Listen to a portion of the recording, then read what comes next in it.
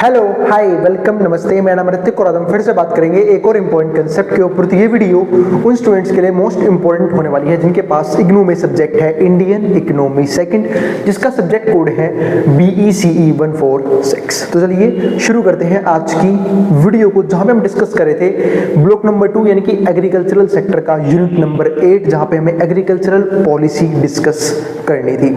और इस unit number 8 का इंट्रोडक्शन मैं कर चुका हूं प्रीवियस वीडियो में, तो वो वाली वीडियो जरूर देख लेना, उसके बाद ही आपको बाकी टॉपिक्स क्लियर होंगे। और हमेशा हर एक वीडियो को टॉपिक वाइज ही कवर किया करो। और इस कंप्लीट सीरीज के नोट्स भी ऑलरेडी प्रिपेयर हो चुके हैं with important question answer PDF। जिन बच्चों को नोट्स परचेज करने हैं वो इस नंबर पे चाहे 9667836336 हमें व्हाट्सएप करके नोट्स भी ले सकते हैं। तो देखते हैं, तो आज जो हमारा मेन कंसेप्ट रहने वाला है आज की वीडियो का, वो क्या है? Sectoral dimension and policy integration. हम सब जानते हैं कि जो एग्रीकल्चर सेक्टर है ना, वहां पे सिर्फ हम क्रॉप फार्मिंग के ऊपर बात नहीं करते, दुनिया भर की चीजें हैं एग्रीकल्चर सेक्टर के अंदर। और इसी को हम यहाँ पे क्या बोलते हैं? Sectoral dimension. जैसे फॉर एग्जांपल हम जो है वो फूड क्रॉप भी उगा सकते हैं, फीड क्रॉप भी होते हैं, ट्रेडिशनल क्रॉप्स भी होते हैं, फोर्टिकल्चर भी है, फिशिंग भी है, लाइफ स्टॉक भी है, एनिमल हस्बेंड्री भी है, पोल्ट्री फार्मिंग भी है, ठीक है। और तो दुनिया भर की चीजें जो है ना वो अवेलेबल हैं किसके अंदर? एग्रीकल्चर सेक्टर के अंदर। और ये सेक्टर जो है ना अपने आप में क्या है? बहुत बड़ा सेक्टर है, इसलिए यहाँ पे इतने ज्यादा लोग जो हैं वो एम्प्लॉयड हैं, ठीक है। तो अब इस चीज की वजह से इंपॉर्टेंस क्या आती है कि हम जो है वो एग्रीकल्चर के अंदर जो भी सब सेक्टर्स बन रहे हैं इन्हें भी इकट्ठा करें, इंटीग्रेट करें, ऐसी पॉलिसीज बनाएं जो सब पे इक्वली फोकस्ड करे। मतलब हो सकता है कि हमें फूड क्रॉप्स के लिए अलग पॉलिसी बनानी पड़े, फीड क्रॉप्स के लिए अलग बनानी पड़े, ट्रेडिशनल के लिए अलग बनानी पड़े, हॉर्टिकल्चर के लिए अलग बनानी पड़े, ठीक है। इसके अलावा एनिमल हस्बेंड्री के लिए अलग पॉलिसी काम करे, और जो फिशिंग है उसके लिए अलग पॉलिसी काम करे। तो दुनिया भर की पॉलिसीज हैं, तो इन सब सेक्टर्स के लिए भी हमें इंडिविजुअल क्या चाहिए? पॉलिसीज चाहिए जो अलग अलग सब सेक्टर्स पे काम कर पाए और इन्हें इनके अंदर भी ग्रोथ देखने को मिले। जैसे फॉर एग्जाम्पल जब हम बात करते हैं, और जैसे मैंने प्रीवियस वीडियो में बात की भी थी इस चीज के ऊपर कि एग्रीकल्चर की ग्रोथ जो है ना वो स्टैग्नेंट रही है इंडिया के अंदर पिछले पास्ट कुछ डिकेड्स में। लेकिन दिक्कत क्या है कि जब इतनी जनसंख्या बढ़ रही है और हमारी जो ग्रोथ है एग्रीकल्चर सेक्टर के अंदर वो स्टैग्नेंट है, या फिर फूड क्रॉप्स इतने बड़े लेवल पे नहीं उगाई जा रही, तो हम जो है वो इतना अच्छे तरीके से कैसे मैनेज कर रहे हैं चीजों को? तो उसके लिए रिस्पॉन्सिबल क्या है कि बाकी अदर चीजें जो है ना एग्रीकल्चर सेक्टर की वो ग्रो कर रही है। फिशिंग 10 टाइम हो गई, animal husbandry, dairy products 10 times हो गई पिछले पास्ट कुछ डिकेड्स में। तो उन सब के बेनिफिट की वजह से हमें जो है ना फूड की कभी कमी नहीं होती, और ज्यादा जो है ना वो ग्रोथ हमें देखने को मिल रही है। भले ही एग्रीकल्चर में ग्रोथ स्टैग्नेंट है, बढ़ तो वो भी रही है, लेकिन जो बाकी सेक्टर है ना एग्रीकल्चर के वो और बहुत तेजी से बढ़ रहे हैं, यानी कि वो तो कुछ टाइम्स हो गए अपने पुराने ग्रोथ से। तो ये समझो जिस चीज की वजह से ना हमें जो है वो इंडिविजुअल पॉलिसीज बनानी पड़ेंगी ताकि जो भी सब सेक्शंस हैं, सब सेक्टर्स हैं, उन पे हम प्रॉपर ध्यान दे पाएं। तो इसी को हम आज की वीडियो में कवर करेंगे कि कैसे हम अलग अलग एग्रीकल्चरल सेक्टर्स पे प्रॉपर तरीके से फोकस कर सकते हैं, कैसे हम इनिशिएटिव ले सकते हैं अलग अलग सब सेक्टर्स को लेके। तो देखते हैं यहाँ पे, तो agriculture sector is a broad term within which many other related sub sectors are subsumed. इस बात का मतलब क्या है कि एग्रीकल्चर अपने आप में इतना बड़ा सेक्टर है कि उसके अंदर हम बहुत सारे सब सेक्टर्स को क्रिएट कर सकते हैं। तो its major constituents are, major constituent कौन से हैं? क्रॉप हस्बेंड्री, ठीक है, क्रॉप उगा रहे हैं। एनिमल हस्बेंड्री की बात कर ली, पोल्ट्री फार्मिंग जहां पे हम मुर्गी वगैरह पालते हैं मीट के पर्पज से, एग के पर्पज से, ठीक है। इसके अलावा फिशरी अपने आप में बहुत बड़ा फील्ड एग्रीकल्चर सेक्टर का, एंड अदर एलाइड एक्टिविटी, और दूसरी एलाइड एक्टिविटीज भी हो सकती हैं जो एग्रीकल्चर सेक्टर पे डायरेक्ट डिपेंडेंट है। और जब इतना बड़ा सेक्टर है जहां पे सब सेक्टर्स ही इतने सारे हैं, तो ऐसे में सिर्फ एक पॉलिसी या फिर कुछ पॉलिसीज काम नहीं करेंगी सारे सब सेक्टर्स पे। हमें हर एक सब सेक्टर पे इक्वली जो है ध्यान देना पड़ेगा, और यही नहीं पॉलिसीज भी क्रिएट करनी पड़ेंगी। इसके बाद क्या आता है? Crop husbandry includes food and non food crop. जब बात कर रहा हूं क्रॉप हस्बेंड्री की, तो यहाँ पे जो है ना फूड भी आता है और नॉन फूड क्रॉप्स भी आते हैं, ठीक है। इसके अलावा हॉर्टिकल्चर जहाँ पे हम फ्रूट एंड वेजिटेबल की बात करते हैं, फ्लोरिकल्चर जहाँ पे हम फ्लावर्स के डेवलपमेंट के बारे में बात करते हैं। तो भाई फूल कोई भी छोटी चीज नहीं है भाई, आपने भी देखा होगा फूल जो है बहुत महंगे बिकते हैं। ओकेजनली जब भी कोई ओकेजन होता है, खासकर मान लो कोई इवेंट है, शादी वगैरह है, पूजा है, दुनिया भर के ओकेजन में फूलों का काम होता है, और फूल भी जो है ना, मतलब जो फ्लावर का है वो अपने आप में एक बहुत बड़ा बिजनेस है। होटल में हमेशा फ्लावर्स चाहिए, बड़े बड़े आपने देखा होगा 5 स्टार होटल्स में भी हमेशा फ्लावर रहते हैं, ठीक है। तो बड़े बड़े इवेंट्स में हमेशा फ्लावर्स यूज किया जाते हैं। तो जो फ्लोरिकल्चर है वो भी अपने आप में एक बहुत बड़ा सेक्टर है एग्रीकल्चर का। तो ये सारे जो है ना वो डिफरेंट सेक्टर्स हैं किसके, एग्रीकल्चर के अंदर। In order to augment farmers income, मतलब अगर फार्मर की इनकम बढ़ानी है, फार्मर की रेवेन्यू बढ़ाना है, फार्मर का प्रॉफिट बढ़ाना है, and make efficient use of available resources, और यही नहीं एफिशिएंट यूज करना है जो भी हमारे पास अवेलेबल रिसोर्सेज हैं। तो these there is a need to have a policy that effectively integrates all these activities. तो हमें किस चीज की जरूरत है, कुछ ऐसी पॉलिसी की जरूरत पड़ेगी जो इफेक्टिवली इंटीग्रेट करे ऑल दीज एक्टिविटीज, सबको इकट्ठा करे, सबको मर्ज करे और सब पे फोकस करे, ठीक है। तो ये बहुत जरूरी है, तब जाके हम कह सकते हैं कि ओवरऑल डेवलपमेंट हो रही है एग्रीकल्चर सेक्टर के अंदर। अब इसके बाद क्या आता है, several missions that have been launched to promote horticulture. दुनिया भर के मिशन चलाए गए, क्योंकि देखो जब हम बात करते हैं सिर्फ क्रॉप के बारे में, सिर्फ फूड क्रॉप्स के बारे में या फिर फीड क्रॉप्स के बारे में, तो जो हॉर्टिकल्चर है ना उस पर ध्यान कम जाता है, ठीक है। तो उस पर ज्यादा फोकस हम कर ही नहीं पाते, उसके लिए हम अलग से पॉलिसी बना ही नहीं पाते। तो इसके बाद क्या आता है कि जब इसकी ग्रोथ कहीं ना कहीं स्टैग्नेंट रह गई तो गवर्नमेंट ने ध्यान दिया ये भी एक इंपॉर्टेंट चीज हो सकती है। तो सेवरल मिशन यानी कि बहुत से मिशन लॉन्च किए गए ताकि प्रमोट कर सके हॉर्टिकल्चर को भी और लाइफ स्टॉक प्रोडक्ट को भी। तभी जो है मिल्क का प्रोडक्शन बढ़ेगा, ठीक है, मीट का प्रोडक्शन बढ़ेगा, फिश का प्रोडक्शन बढ़ेगा, एग का प्रोडक्शन बढ़ेगा। मैं ये नहीं कह रहा कि हर एक पर्सन वेजिटेरियन होना चाहिए, वो अलग कंसेप्ट है, बट कंजप्शन में नीड है इन चीजों की, लोग कंज्यूम कर रहे हैं तभी तो भाई उगाने का फायदा है, ठीक है, तभी डेवलप करने का फायदा है। तो भाई गवर्नमेंट ने इन चीजों को भी काफी तेजी से प्रमोट किया। Fruits, vegetables and life stock provide relatively more income. जो फ्रूट्स होते हैं ना, यानी कि फल जो हम खाते हैं, वेजिटेबल सब्जियां हम यूज करते हैं, ठीक है, और इसके अलावा जो life stock provide relatively more income. तो ये सब चीजें जो ना ज्यादा इनकम प्रोवाइड करती हैं एक फार्मर को और प्रोड्यूसर को, and employment than food crops, और ज्यादा एम्प्लॉयमेंट प्रोवाइड करते हैं। इनके दोनों बेनिफिट है, प्रॉफिट भी ज्यादा, रेवेन्यू भी ज्यादा, इनकम भी ज्यादा फार्मर्स की, दूसरा एम्प्लॉयमेंट भी ज्यादा, यानी कि काम भी ज्यादा है इस सेक्टर के अंदर। And however they are perishable commodities, लेकिन इनकी दिक्कत क्या है, ये एक पेरिशेबल कमोडिटीज है।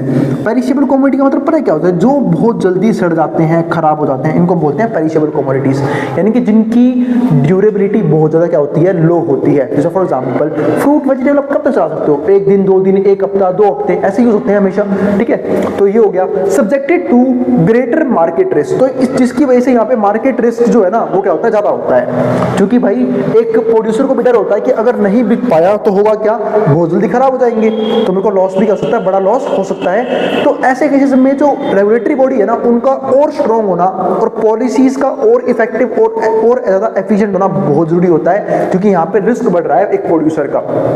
तो दे देयरफॉर रिक्वायर एडिक्वेट मार्केटिंग, तो इनकी एडिक्वेट मार्केटिंग होनी चाहिए ताकि जैसे ही प्रोड्यूस हो इमीडिएट लेवल पे बिक जाए। इंफ्रास्ट्रक्चर अच्छा होना चाहिए इनका, marketing infrastructure, and institutional support भी इन्हें मिलना चाहिए, यानी कि बड़ी कंपनी, बड़े प्रोड्यूसर्स इन्हें सपोर्ट करेंगे तब जाके यहाँ पे ग्रोथ में देखने को मिलेगी, और गवर्नमेंट भी सपोर्ट करे, which are grossly lacking in India, जिसकी दिक्कत हमें इंडिया में देखने को मिलती है कि यहाँ पे इंस्टीट्यूशनल सपोर्ट, ऑर्गेनाइजेशनल सपोर्ट जो है वो बहुत जल्दी से नहीं मिलती इस बिजनेस के अंदर, जिसकी वजह से जो हॉर्टिकल्चर है वो थोड़ा सा लैग कर रहा है एग्रीकल्चर सेक्टर के अंदर। इसके बाद क्या आता है, a farmer needs 3 basic things to do successful farming.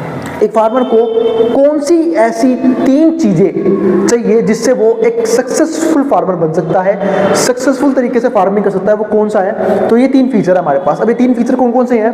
पहला क्या आता है, एडिक्वेट इंसेंटिव्स टू प्रोड्यूस, मतलब अच्छा खासा इंसेंटिव होना बहुत जरूरी है प्रोडक्शन करने के लिए। इसको क्या बोलते हैं, प्राइस सपोर्ट। प्राइस सपोर्ट क्या चाहिए, मतलब क्या कि जो फार्मर्स हैं वो कब मोटिवेट होंगे, कोई भी पर्सन, कोई भी प्रोड्यूसर कब मोटिवेट होता है, जब उसे रेवेन्यू अच्छा मिले, प्रॉफिट अच्छा मिले, ठीक है। और इसके लिए क्या चाहिए, प्राइस सपोर्ट चाहिए। गवर्नमेंट को प्राइस रेगुलेट करना आना चाहिए, गवर्नमेंट प्राइस रेगुलेट करे अच्छे तरीके से, और प्राइस को ऐसे सपोर्ट लेवल पे डिटरमाइन करे जहां पे फार्मर्स का रेवेन्यू बढ़े, रेवेन्यू बढ़ेगा तो प्रॉफिट बढ़ेगा, ठीक है। तो इस तरीके से जो है ना फार्मर्स जो है मोटिवेट होंगे, यानी कि उनको अच्छा इंसेंटिव मिलेगा प्रोड्यूस करने के लिए। दूसरा पॉइंट क्या आएगा, अ सिक्योर्ड रिसोर्स बेस। अब एक सिक्योर्ड रिसोर्स बेस भी चाहिए, जैसे फॉर एग्जांपल लैंड टेन्योर यानी कि लैंड चाहिए अच्छे टाइम के लिए, ठीक है, और लैंड डेवलपमेंट भी आनी चाहिए, जो लैंड के जो रिफॉर्म्स हैं वो इजीली अवेलेबल होने चाहिए गवर्नमेंट की तरफ से। तो जो भी इनिशिएटिव लैंड टेन्योर को लेके हो सकता है वो करना चाहिए। दूसरा, इरिगेशन फैसिलिटीज इजीली अवेलेबल होनी चाहिए, क्योंकि बिना इरिगेशन के, बिना पानी के जो क्रॉप्स है वो नहीं उगाए जाते। प्लांटेशन के लिए वाटर इरिगेशन एक मोस्ट इंपॉर्टेंट नीड है, जिसके हम आगे भी बात करेंगे। उसके लिए गवर्नमेंट जो है वो अच्छे स्टेप्स ले सकती है। इसके बाद क्या है तीसरा point, access to well developed markets.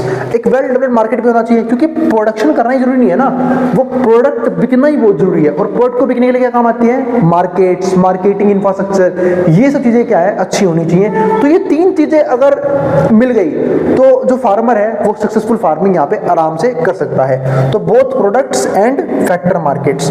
तो मार्केटिंग सिर्फ ये नहीं कि जो प्रोड्यूस कर रहे हैं उसके लिए अच्छे मार्केट्स होने चाहिए। अगर फार्मर्स को प्रोडक्शन करने के लिए कुछ फैक्टर चाहिए, फैक्टर इनपुट्स डालने पड़ते हैं, फर्टिलाइजर्स हो गए, इक्विपमेंट्स हो सकते हैं, ठीक है, बड़ी बड़ी मशीनरीज हो सकते हैं, जैसे फॉर एग्जांपल हार्वेस्टर हो गया, थ्रेशर हो गया, या फिर ट्रैक्टर हो गया, ठीक है, ये सब चीजें बड़ी बड़ी मशीनरी यूज होती हैं। तो इन सब चीजों के लिए ना अच्छे फैक्टर मार्केट्स अवेलेबल होने जरूरी हैं।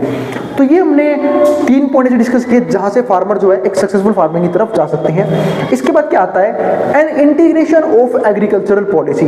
इंटीग्रेशन होना चाहिए किसका, एग्रीकल्चरल पॉलिसी का, with policies related to land. जहां पे हम पॉलिसी की बात करेंगे, रिलेटेड टू लैंड हो गया, ठीक है, वाटर एनर्जी हो गई, ठीक है, वाटर एनर्जी के बारे में बात कर लिया, ठीक है, ट्रेड हो गया, क्रेडिट हो गया, लेबर हो गया, एग्रो प्रोसेसिंग हो गया, एनवायरनमेंट हो गया, is therefore very much necessary to ensure agriculture sustainability. यानी कि जब ये सारे पॉइंट्स इजीली अवेलेबल होंगे, जैसे फॉर एग्जांपल लैंड रिफॉर्म्स अच्छे होने चाहिए, लैंड इजीली अवेलेबल होना चाहिए फार्मर को। क्यों, फार्मर के लिए सबसे इंपॉर्टेंट रिसोर्स लैंड ही होता है, तो वो इजीली अवेलेबल होना क्या है, बहुत जरूरी है, ठीक है, तो लैंड अवेलेबल होना चाहिए। दूसरा, वाटर एनर्जी, यानी कि भाई इरिगेशन के लिए पानी चाहिए तो पानी होना चाहिए। ट्रेड करने के लिए मार्केट होना चाहिए, जहां पे इजीली जो फार्मर्स हैं वो फैक्टर मार्केट से गुड्स को, इनपुट्स को खरीद भी पाएं और अपने फाइनल प्रोडक्ट को सेल भी कर पाएं। इसके अलावा क्रेडिट इजीली अवेलेबल होना चाहिए, कि भाई किसी चीज के लिए पैसा उधार चाहिए, मशीनरी के लिए, इक्विपमेंट के लिए, छोटे मोटे खर्चे के लिए,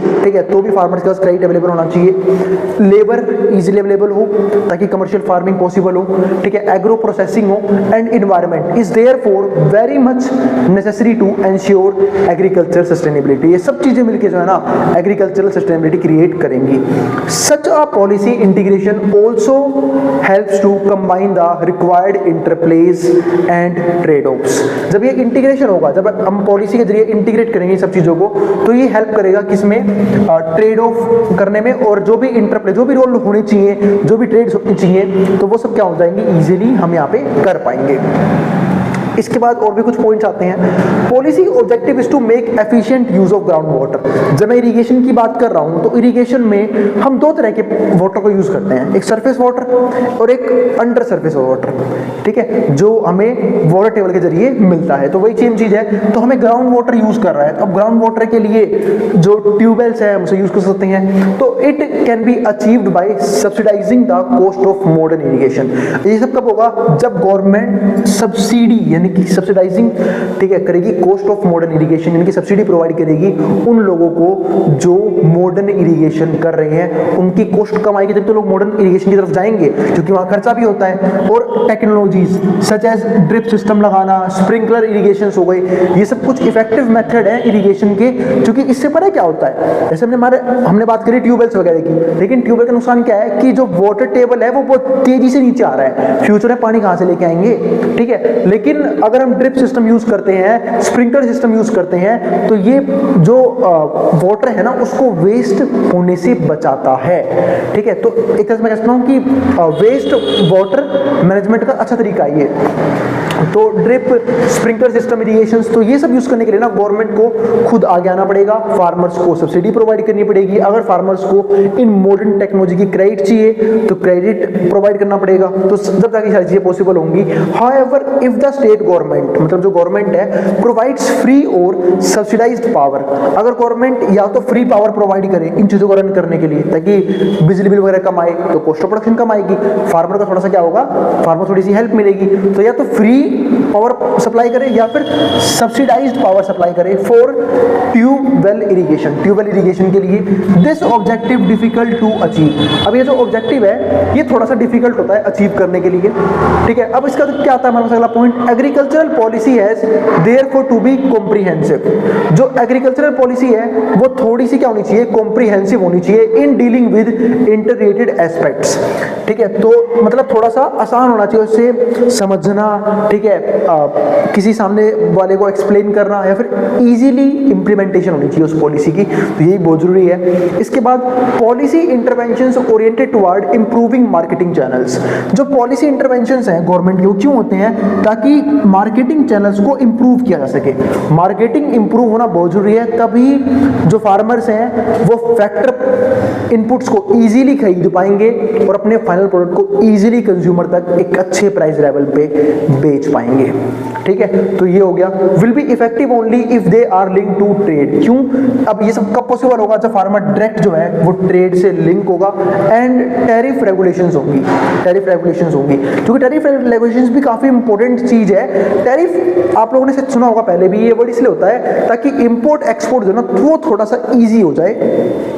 और बहुत बार गवर्नमेंट जो है ना वो टैरिफ बढ़ाती है ऐसे प्रोडक्ट पे जो हम फॉरेन कंट्री से क्या करते हैं, इंपोर्ट करते हैं, ताकि हम फॉरेन कंट्री से इंपोर्ट कम कर दें, या फिर अगर इंपोर्ट करें तो हमें महंगा पड़ेगा तो हम डिमांड कम कर देंगे और अपने डोमेस्टिक गुड्स की तरफ शिफ्ट कर सकते हैं। तो टैरिफ रेगुलेशंस भी एक बहुत इंपॉर्टेंट पार्ट है जिसके जरिए हम जो है वो फार्मर्स को किसी भी इंटरनेशनल बिजनेस से बचा सकते हैं, ठीक है। तो ये भी बहुत जरूरी है। इसके बाद लास्ट पॉइंट क्या आता है, एक्सेस टू इंस्टीट्यूशनल क्रेडिट। काफी बार बात हो चुकी है इसके बारे में तो इस कंप्लीट टॉपिक के अंदर कि इंस्टीट्यूशनल क्रेडिट होना बहुत जरूरी है, क्योंकि फार्मर्स बहुत बड़े लेवल पे एक्सप्लॉइट किए गए हैं। पास्ट में जाकर देख लेना, सिर्फ किसकी वजह से, कुछ टॉप मनी लेंडर्स की वजह से, ठीक है, जो हाई रेट ऑफ इंटरेस्ट पे पैसा देते हैं और फार्मर्स को डेट ट्रैप में फंसाते हैं। तो कई बार ऐसा होता है कि फार्मर्स को अपने जमीनों से भी, अपने एसेट से भी हाथ धोना पड़ता है, ठीक है, और फिर भी वो कई बार ऐसा होता है कि वो अपने ब्याज और अपने प्रिंसिपल अमाउंट को नहीं चुका पाते, इतना हाई रेट ऑफ इंटरेस्ट होता है। तो इसलिए इंस्टीट्यूशनल क्रेडिट बहुत जरूरी है, ठीक है, जो चीप रेट ऑफ इंटरेस्ट पे लोन प्रोवाइड करे, क्योंकि फार्मर्स जो है वो एक तरह से क्या है,